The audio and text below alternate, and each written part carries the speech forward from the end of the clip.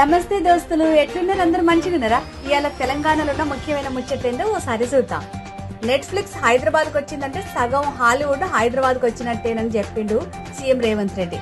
హైదరాబాద్ లో ఏర్పాటైన నెట్ఫ్లిక్స్ కార్యాలయాన్ని ప్రారంభించిన సందర్భంగా మాట్లాడుకుంటా నెట్ఫ్లిక్స్ హైదరాబాద్ రావడాన్ని ఆహ్వానిస్తున్నామని, హైదరాబాద్ లో ఏర్పాటైతున్న పరిశ్రమలకు తమ ప్రోత్సాహం ఎప్పుడుంటదని చెప్పిండు. రాష్ట్ర ప్రభుత్వం ప్రతిష్టాత్మకంగా భావిస్తున్న Musi river front development project ప్రణాళిక గురించి సీఎం రేవంత్ రెడ్డి కూలంకుషంగా వివరించనున్నారు. Musi river front development corporation limited ఆధ్వర్యంలో మూసీ ఆహ్వానం పేరిట తాజ్ కృష్ణ హోటల్ 13న ఈ కార్యక్రమాన్ని నిర్వహించనున్నారు. రాష్ట్రంలో అమలవుతున్న ఉచిత విద్యుత్ పథకాలు, రాయితీ విద్యుత్ పథకాల కోసం ప్రత్యేకంగా డిస్కం ఏర్పాటు చేసింది రేవంత్ సర్కార్. తెలంగాణ రైతు పవర్ డిస్ట్రిబ్యూషన్ కంపెనీ లిమిటెడ్ పేరుతోటి ప్రత్యేక డిస్కం ఏర్పాటు చేస్తూ ఉత్తర్వులు జారీ చేసింది. రైతులకిచ్చే ఉచిత విద్యుత్, తాగునీటి పథకాలు, lift irrigation, Hyderabad metro water supply ఇట్లా పలు పథకాలను కొత్త డిస్కం పరిధిలో చేర్చింది.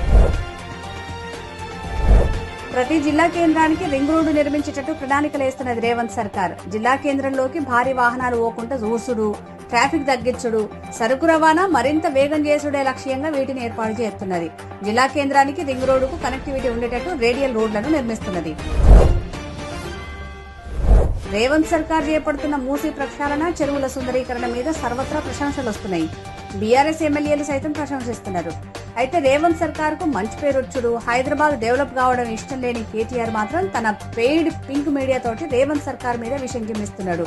ఈ అంశం బీఆర్ఎస్ లో హాట్ టాపిక్ గా మారింది. ఇక ఇయ్యాలని తెలంగాణలో ఉన్న ముఖ్యమైన ముచ్చట్లు రేపు మంచి ముచ్చటతో మళ్ళీ కలుద్దాం. శనార్థులు.